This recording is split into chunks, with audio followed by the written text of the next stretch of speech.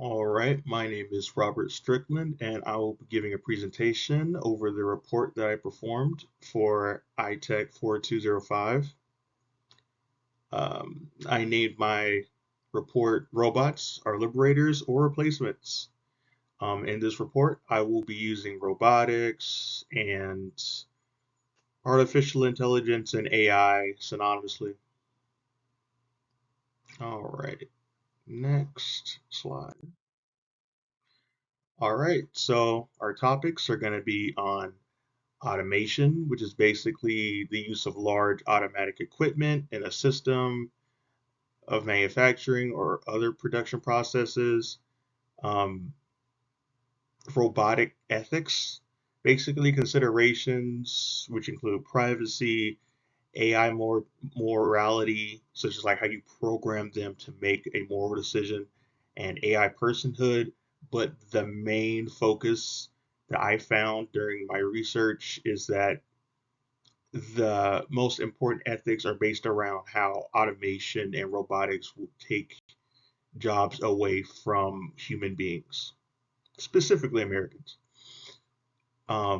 The other topics include the future of ethics for IT professionals, and lastly is how robotics are being implemented today. All right, so automation.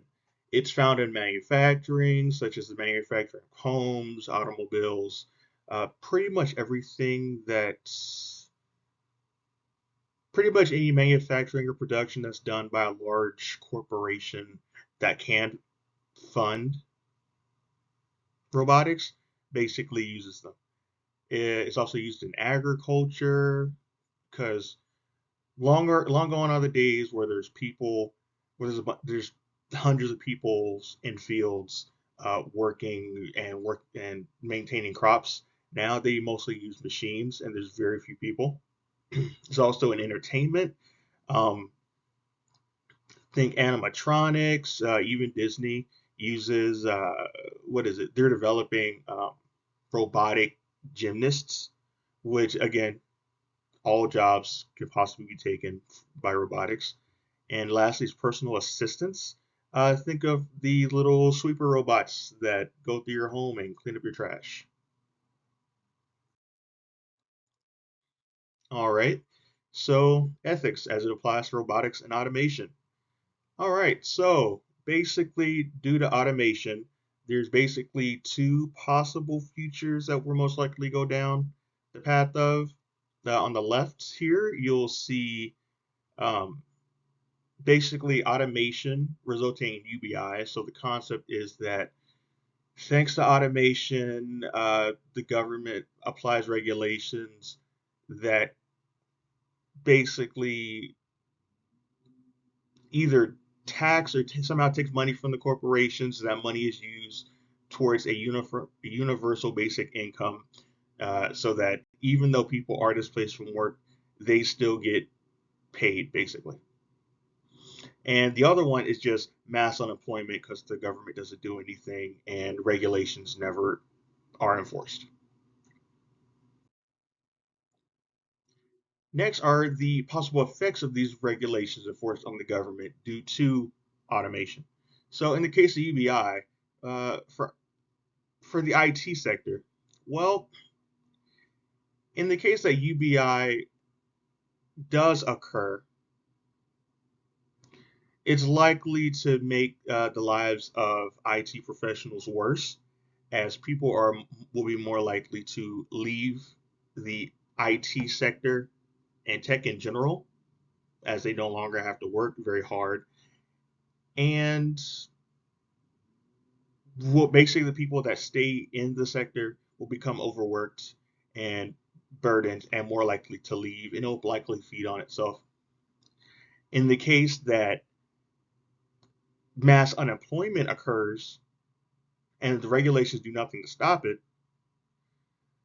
uh, well, IT professionals are more than likely to make a considerable amount of money as the robotics, AI, and automation will continue to skyrocket as there's more investment. There's going to hire more IT professionals, and it'll be a payday, a short-term payday until well, basically the entire sector's like until all of America's skills kind of shift in the area of technical maintenance and general IT, and then the market floods and the income of everyone goes down altogether. So,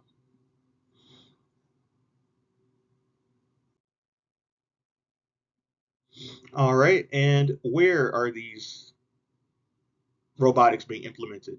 So, when it comes to personal vehicles, which is one of the first things most people think of, uh, vehicles and their manufacturing. If you walk into a modern vehicle production center, you're not just going to see a bunch of people all moving cars and moving parts and tires and working on car. No, no, no. You're going to see robotics doing majority of the work, a few technicians, and the engineers who oversee everything, and the managers.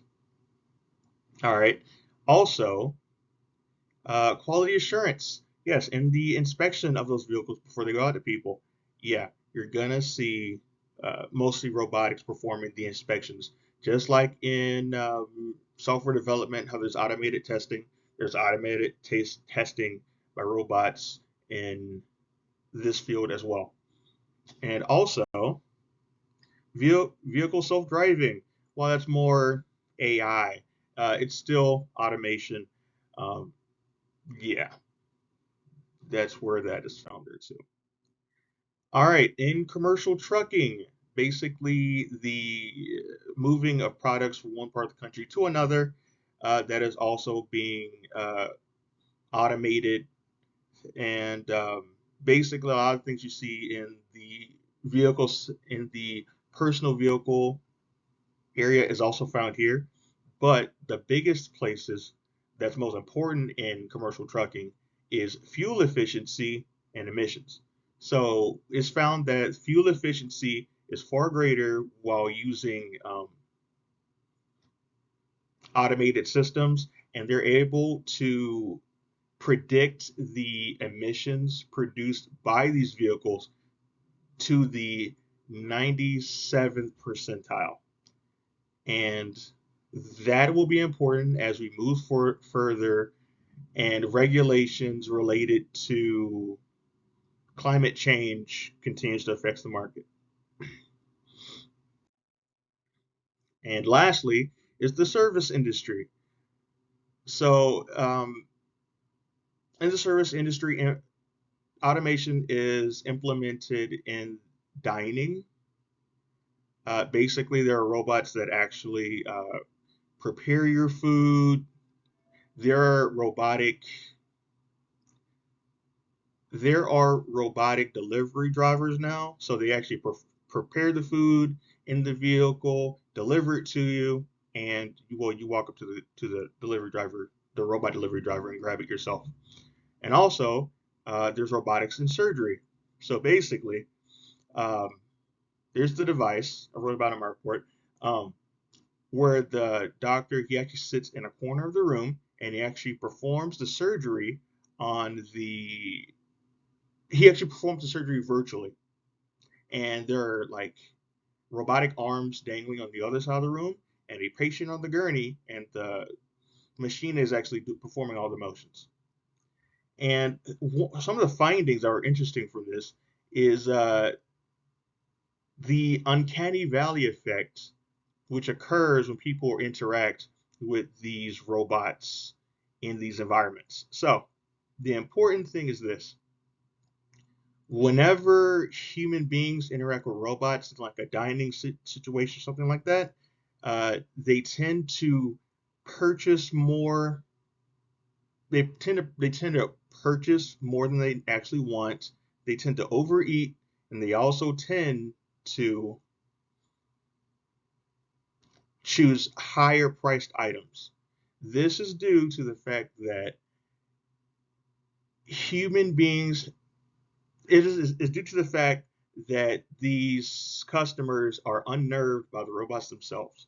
They found that whenever a robot start looking too human, the uncanny valley effect occurs, which is the human mind's hardwiring to notice certain subtle details, such as the way the face looks, the way the body moves, the unspoken body language, things like that, and actually comes off as malice or disease or deformity.